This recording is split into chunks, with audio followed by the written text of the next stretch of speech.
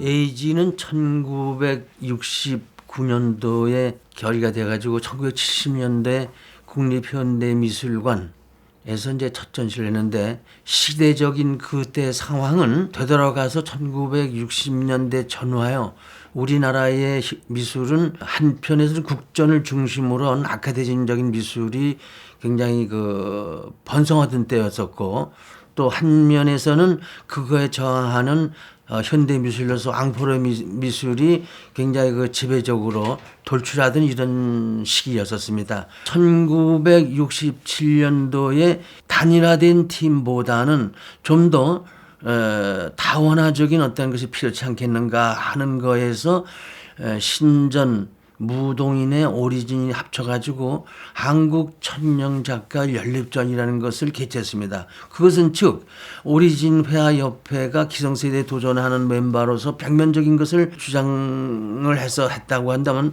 무동인은 그 당시 어떤 현실적인 것, 오브제라든가 그걸 들고 나왔고, 그다음에 신전은 해프닝이라든가 이벤트적인 것 들고 나와서 우리 한국 현대 미술에서는 아주 그야말로 놀랄만한 일을 만들었던 것이죠. 근데 그거를 이제 해놓고 나니까 그것이 전부가 세 단체 홍익대학교 졸업생이 되셨어요. 한국 현대미술의 폭과 또 한국 현대미술의 미래를 위해서, 또는 새로운 어떤 도전의 정신이라는 것은 모든 한국에 있는 젊은 작가들이, 실험을 한 작가들이 모여서 하는 것이 좋지 않겠느냐 하는 뜻에서 다시 에이지라는 것을 결성을 하자 해서 이제 모였던 것이죠. 그래서 거기 참가한 작가들이 평면 작업을 하는 작가에서부터 실험적인 이벤트를 하는 작가에서부터 물성적인 것을 하는 작가에서부터 그다음에 어떤 현실적인 것을 다루는 작가, 모든 한국의 작가들을 다 모아서 우리가 결성을 했었습니다. 우리 한국 미술에서 새로운 걸 시도하기 위해서는 이 작가들의 예술적인 어떤 정신이라든가 행위라든가 좀 더 일원화시켜 줄 분이 필요치 않겠느냐 해서 이일 선생님하고 오광수 선생님하고 그다음에 이제 김인환 선생님 세 분을 합쳤죠. 그래서 그 전에 서구에서 일어났던 바우하우스와 같은 우리 한국 현대미술의 그런 좀 집단적인 행동을 하자 그래서 이제 결성되어졌고, 그러면서 또 한편에는 모여주고 나서는 처음으로 우리 한국 현대미술에서는 최초로 무크지를 만들었습니다. 근데 무크지도 어떤 도움을 받지 않고 그냥 작가들이 돈을 모아서 스스로 만들어서 책을 만들어서 그 책에는 한국 현대미술에 대한 소개, 또는 해외 미술에 대한 소개, 그 다음에 번역물, 그리고 작가 소개, 이러한 것을 실는 것을 이일 선생님하고 오광수 선생님과 김인환 선생님이 맡아주셔가지고서 한 거죠. 그래서 한국 최초로 작가와 평론가와 또는 모든 전우들이 모여서 하는 것으로서는 에이지가 가장 아마 최초가 아니겠나 이렇게 생각을 합니다. 에이지는 한국 아방가르드 협회라는 줄임말입니다. 아방가르드. 창립하기 조금 전에 일본 모노화라든지 이태리 아트포베라, 프랑스의 누볼레알리즘, 이런 운동들이 거진 동시다발적으로 일어났어요. 그런데 우리는 아방가르드라고 그랬어요. 그 상당히 넓게 얘기가 됐어. 예술이라는 것은 독창적인 거여야만 되니까 아방가르드라는 건 작가로서 한 번쯤은 몸담고 끝까지 연구해야 될 그런 과제였어요. 어느 날 연락이 와서 아방가르드 평론가들하고 같이 이런 일을 하는데 같이 일을 합시다. 한 사람씩 이렇게 스카우트한 그런 형식의 구성원이 에이지 멤버였다. 그때만 해도 혼자 일은 안 되니까 어떤 집단 지향적인 그러한 하나의 힘이 필요했어요. 구성원들이 서로의 연대 관계가 좋았습니다. 그래서 그 시간 3, 4년은 서로가 허물 없이 아주 편안하게 즐겁게 만날 수 있는 그런 모임이었어요. 71년도에 에이지로부터 이렇게 참여 권고를 받아서 함께 하게 되었습니다. 국전을 중심으로 그 학맥 간의 다툼이 상당히 치열했고요. 미술계에 저급한 그런 모습들을 많이 볼 수가 있었습니다. 그래서 AG그룹이나 그 당시에 여러 그 젊은이들의 그 클럽들이 생겨나게 됐고, AG그룹도 그 중에 하나로서 항맥을 타파하자는 그런 의지도 강했고, 그래서 저도 함께 하기로 해서 같이 작업을 AG가 이제 하나의 미술 단체로서 이제 역할을 하기 전에 마침 그 즈음에 이일 교수가 1966년도에 파리에서 이제 미술 수업을 마치고 그리고 이제 홍익대학교 미술대학에 이제 교수로 이제 들어오게 돼요. 근데 들어오셔서 현대미술 강의를 이제 하시게 되는데 작가들하고 긴밀하게 이제 같이 뭐 논의하고 자연스럽게 화가, 조각가, 또 미술 평론가들이 모여서 이제 한국 아방가르드 협회라는 단체를 만들어서 출범을 하게 되죠. 국립현대미술관 전관을 빌려가지고 아마 12명 가량 되는 우리 회원들에게 장소를 이렇게 할애를 해서 각자 그 공간을 자신의 작품으로 이렇게 채우는 그런 작업을 했습니다. 갈대 숲을 베어다가 트럭으로 옮겨서 하얀 페인팅을 해서 미술관 내부가 하얀 갈대밭으로 변하게 했습니다. 그래서 관객이 그 작품을 사이를 이렇게 지나다니게 되면 시각적으로 보이는 그 풍경들이 다 각기 달리 보일 겁니다. 또 한 작품은 굴비 작품인데 10마리가 묶여진 그 굴비 한 축을 사람의 시신을 담는 그 관 뚜껑에다가 걸어 놓았습니다. 그 전시 다음 날 그 미술관 직원들이 그 중에 한 마리를 빼서 이렇게 술안주로 사용했던가 봅니다. 그래서 빈 그 굴비 자리에 초크로 분필로 이렇게 굴비를 드로잉을 해 놓았습니다. 꽁 작품인데 꽁의 박제를 그것을 하얀 칠을 해서 미술관에 이게 놓았습니다. 그리고 한쪽에 페인팅을 한 30cm, 지름 30cm 가량의 그 물감을 흘려놓고 거기를 밟고 지나가는 발자국을 꽁하고 연결해 놓았습니다. 사고와 시각이 움직이고 각자가 이렇게 경험에 따라서 그것을 상상할 수 있는 그런 구조의 그 설치물을 만들었던 것입니다. 서울중앙공보관이라고 있어요. 독수공 자리인데 거기서 이제 그 창립전을 하게 되는데 평면을 다뤘던 화가들 또 조각가들 이 사람들이 모두가 입체 작업을 많이들 했어요. 새로운 걸 시도를 해보자 해가지고 건축 현장이나 이제 도시에서 볼 수 있는 그 하수관을 트럭에 실고 그때 중앙공보관은 사실은 본격적인 그 전시장이라기보다는 좀 가건물 같은 거였는데 그 하수관을 넓은 천으로 감아가지고 보도블록을 드러내고 천으로 이제 바닥에 고정을 시키는 그런 작업이죠. 사물을 이 대지에 고정을 시킨다.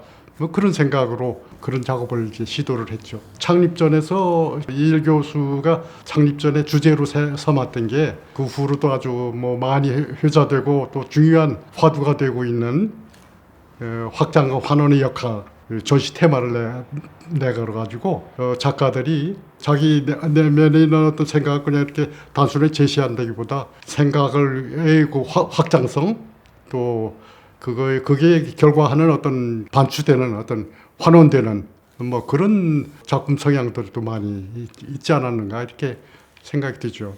그 다음 전시회는 판일 위에다 흙을 이렇게 쌓고 점진적으로 소멸해가는 생성하고 소멸 이런 어떤 개념을 이제 작업에다 제시했던 것 같고 다른 작가들도 어떤 개념성이 많은 그런 작업들을 많이 했던 것 같아요. 그 시절 모든 것이 부족하고 어려웠지만은 목숨 걸고 작품한다는 그러한 태도였어요. 지금 생각해도 훤히 보이는데 그 첫 출품은 제가 이제 여태까지 하던 산업사회가 준 재료 스텐이라든지 이런 쪽에 탐닉을 했는데 그때 전시는 아크릴이었어요. 그래 마치 물이 흘러내려서 당긴 것처럼 그래 이쪽이니 저쪽이니 다 돌아가면서 보이는 그런 쪽을 했어요. 두 번째 경복궁에서는 그 로프가 자유롭게 이렇게 흐르는데 거기에다 어떤 스텐본 같은 걸 뉘우기도 하고 세우기도 하고 이런 작업을 한 것 같아요. 세 번째는 나무였는데 나무 원목을 그 내부 것을 끄집어냈어요. 원목을 잘라서 속을 보여주는 꾸준히 목신이니 이런 쪽으로도 그런 하나의 생각들이 이어져 오고 있어요. 그러니까 그 에이지라는 그 시간 동안에 내가 작가로서의 디딤돌을 놓는 그런 아주 중요한 시기였다. 많은 것을 생각하고 공부하고 연구한 시기였다. 이렇게 말씀드릴 수가 있어요.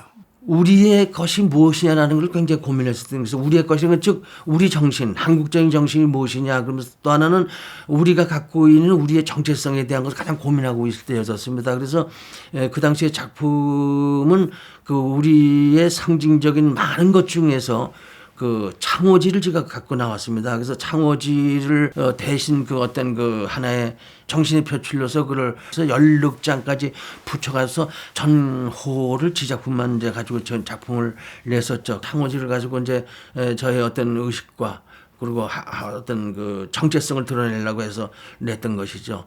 처음으로서 시도된 그 우리의 어떤 그 정신을 오브제로 표현한 작품이다 이렇게 크게 평가를 받고 있고 물성적인 것을 어떤 그 새로운 것으로 도전해본 작품이다 이렇게 평가를 받고 있습니다. 한지를 갖고 우리 민족이 가졌던 그동안에 억눌렸던 한에 대한 것, 우리 어머니가 가졌던 그 한의 맺힘 그것을 해석하는 그런 것으로서 이제 종이를 갖다가 전부 긁어서 찢어서 그 한풀이를 한다든가 흰색으로서 흰색이 아닌 새로운 어떤 물성의 변화를 준다든가 이러한 그 오브제 작품을 쭉 그 연달아 걸쳐서 냈었습니다.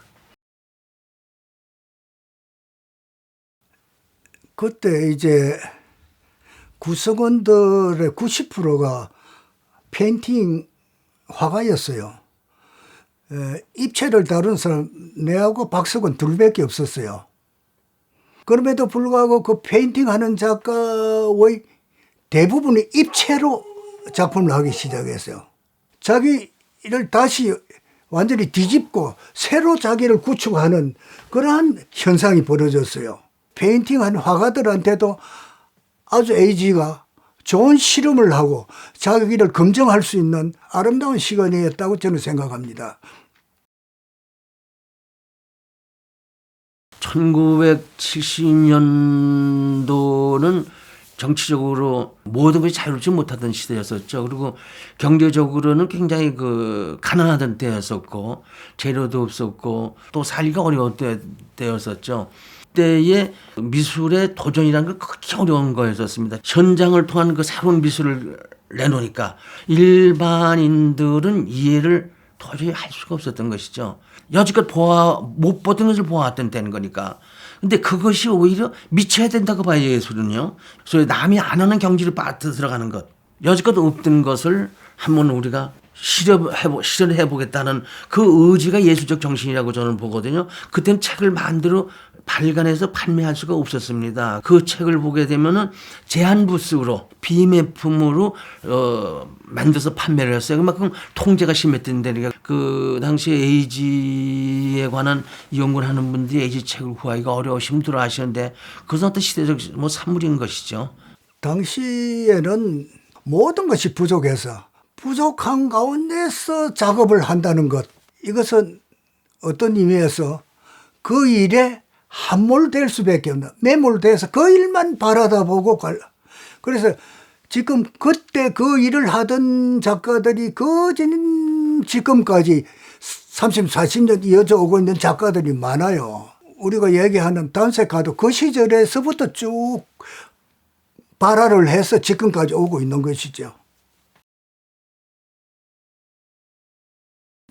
그 당시에 어려웠던 그 학맥 간에, 그러니까 홍대나 서울대생들의 그 교류가 가능했고, 멤버들이 좀 진취적인 사고를 갖고 각자가 자부심을 갖고 모험적인 작업을, 자기 역량의 거대한 작업들을 발표하고 하기도 했죠. 현실과 시전이라든지 확정과 환원이라든지 이런 제목은 아마 이일 교수님께서 기획해서 이렇게 주셨던가 본데, 그러한 언어들은 당시 세계적인 어떤 학문에서 통용되고 있던 첨단적인 사고였을 것입니다.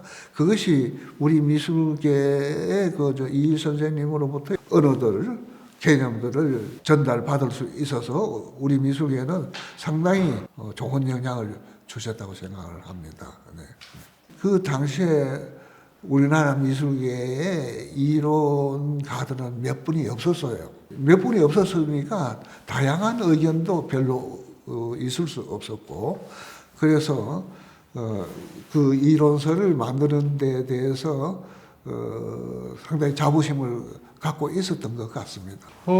비평가들의 역할이 상당히 중요했죠. 70년대 초반까지도 비평적인 어떤 그런 분야는 조금 아직 일반화되지 않았다고 이렇게 보여지는데, 그때 이제 이일 교수를 비롯해서 이제 오광수 씨, 또 김인환 씨 이런 분들이 본격적으로 이제 평론에 이제 관심을 두고 작가들하고 대화도 하고 하는 뭐 그런 분위기가 됐기 때문에 굉장히 긴밀하게 교류가 됐고 역할이 상당히 중요했죠. 특히나 AG 창립 때부터 이일 교수가 제시했던 타이틀, 확장과 환원의 역학, 탈관념의 세계, 또 현실과 실현, 뭐 이런 등등이 작가들에게 하나의 작업하는데 많은 생각을 하게끔 하는 뭐 그런 경우가 됐죠.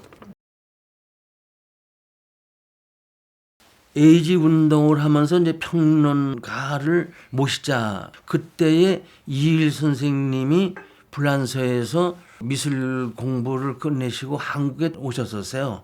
돌아오셔서 이일 선생님이 최초로 해외에서 새로운 미술을 한국에 와서 알리고 그 현대 미술을 서구에서 어떻게 움직이고 있다. 그리고 그것을 알렸고 번역지를 내고 책을 알려줬고 신문에 기고하고 젊은 사람들에게 많은 이해시켜드렸죠. 이일 선생님 같은 경우는 우리 현대미술에 저는 제일 기여도가 높은 분이라고 봐요. 그 당시는 존재할 수 없었던 존재였거든요.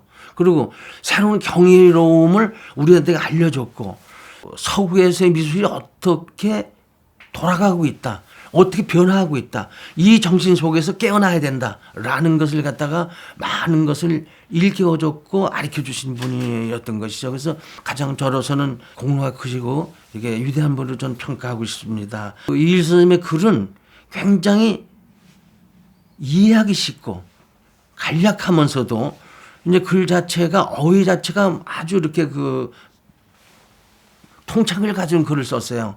그리고 작가들의 비평론, 평론을 현대미술을 논화시켜서 많은 저서와 또는 많은 저널과 많은 보도와 많은 강의를 통해서 우리들에게 일깨워줬던 저는 아주 훌륭한 평론가로 이를 꼽고 싶습니다. 조선일보 지상으로 그 가끔씩 미술 기사가 났었는데 그 미술 기사가 이일 선생님이라는 것을 지금 기억을 하고 있고 1975년에 제가 파리 비엔날에 참여를 하게 되었습니다. 사슴 뼈를 설치하는 작업하고 그 다음에 산닭을 설치하는 작업 두 개의 작업을 들고 이렇게 파리를 갔습니다. 이 작품을 그 다음날 이렇게 프랑스 국영 제2 텔레비전 방송국의 스튜디오에 갖고 갔어요. 인터뷰를 위해서. 그때 이제 이일 선생님하고 같이 출연을 하게 되었습니다. 그때 이제 이일 교수님이 이제 모든 통역과의 설명을 이렇게 함께 맡아서 해 주셨죠. 그 다음날 이제 재방송이 있어가지고 우리 후배의 이제 가정집에서 그 이일 선생님 혹은 이제 김창렬 선생님, 이효한 선생님, 파리에는 우리 작가들 여러 명, 십수 명이서 그냥 모여가지고 그때 텔레비전 모니터를 보면서 환호를 지르고 그렇게 했어요. 내가 이일 교수를 처음 뵌 거는 1966년도에 파리에서 돌아오셔서 이제 홍익대학의 교수가 될 그 직후부터인데, 그분 나름대로의 현대미술에 대한 해박한 어떤 그런 식견, 이런 것들이 젊은 작가들한테는 상당히 이제 관심이 많이 가고, 그분이 이제 현대미술을 강의를 하셔서 많은 학생들, 회화과 학생들도 그렇고 미술 평론가의 길을 가게 되는 그런 경우가 많이 생겼다. 그 후에 이제 활동하는 평론가들이 이일 교수의 그 영향을 많이 받았다고 생각됩니다. 내가 1976년도에 까뉴 국제회화제라고 있었는데, 까뉴 국제회화제 그 사무국에 가서 이일 교수님이 이제 한국에서 이제 미술 평론을 하신다고 그 소개를 하고 해서, 나중에 이제 그 다음에 까뉴 국제회화제 심사위원이 되시고, 또 한국 작가가 이제 수상하게 되는 그런 일도 있고, 동경 국제판화 비엔날에 심사위원을 하시고, 산파울루 비엔날에 코미셔너도 이제 하셨죠. 그리고 무엇보다 또 아마 미술 평론가에서 중요한 역할을 하셨던 게 한국 최초로 미술 평론가 협회를 창립하시고 거기 또 초대 회장을 하셨죠. 우리 미술계에서는 상당히 중요한 역할을 많이 하시는 그런 분으로 그렇게 기억합니다. A지가 높게 평가받아야 될 일은 평론가들하고 같이 어울려서 한 팀이 됐다는 겁니다. 평론가라고 손꼽을 정도 대여섯 명밖에 안 됐으니까 그분들이 합류를 한 가운데 이일 선생이 계셨는데, 이일 선생은 참 고고했어요. 저는 그 이일 선생님한테 한 4편의 글을 받았어요. 많이 받기로 몇 번째 가지 않았나 싶어요. 그래서 지금도 그 이일 선생이 썼던 글을 다른 평론가도 굉장히 인용 많이 해요. 동료애가 깊었습니다. 그래서 지금도 그 작가들과 여러 작가들과 여러 전시회에서 같이 이렇게 활동하고 있고요. 그래서 에지 그룹의 그 몇 회간의 그 전시는 지금도 의미 있는 어떤 활동으로서 저희들의 내면에 살아있다고 생각을 합니다. 에이지와 걸친 것이 파리 비엔날이었어요. 71년, 73년, 75년 그 에이지 때의 생성된 여러 가지 실험 정신, 새롭게 가야 된다 하는 그러한 것들이 의식적으로 몸에 배였어요. 아주 나를 검증한다든지 내한테 대한 질문을 한다든지 다시 버린다든지 이러한 것이 지금까지, 그때 행위가 지금까지 쭉 이어져 오고 있어요. 에이지로부터 파리 비엔날로 이어졌던 그러한 시간들이 지금의 나를 형성하고 있다, 이렇게 말씀드릴 수 있어요. 우리 현대미술이라는 걸 이해 못할 때, 현대라는 현대 자자를 쓸 수도 없었을 때, 또 과거의 미술에 젖어 있을 때, 새로운 것을 이해하려고 안 할 때, 또 그 당시에 우리 선배들 굉장히 저항적인 미술을 하는 속에서 아방가르드 운동은 그걸 뛰어넘는 하는 실험적이고 도전적이고 한국 현대 미술사에 있어서는 가장 여지껏 없던 아마 미술의 르네상스라고 저는 이렇게 평가하고 있습니다. 상당히 짧은 기간이었지만 미술에서 실험성, 그 이전에는 그런 실험적인 어떤 제시가 전혀 없었다고 보여지는데, 그 이후로 다양한 어떤 실험적인 그런 경향들이 이렇게 한국 미술계에 이제 확산이 되는 그런 역할을 하게 되죠. 70년 전후를 통해서 새로운 미술을 전개해보고자 하는 그룹들이 많이 생겼었습니다. 그러나 그 중에서 가장 과감한 그룹이 에이지였어요.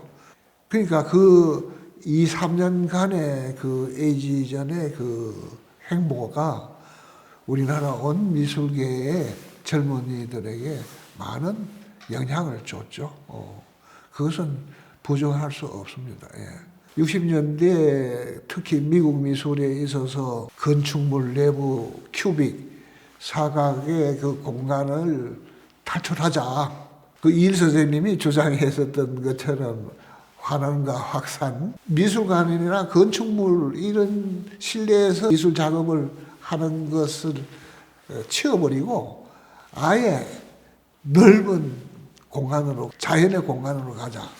야외에서 이루어지는 여러 가지 이벤트들, 이런 작업들이 상당하게 다양하게 변화 있게 나오던 때였습니다. 그 영향은 과거의 앵포로멜 혹은 추상표현주의 시대의 60년대의 미술의 형식들이 한국과 일본 그리고 그 중국에까지 이렇게 영향을 주었던 것입니다.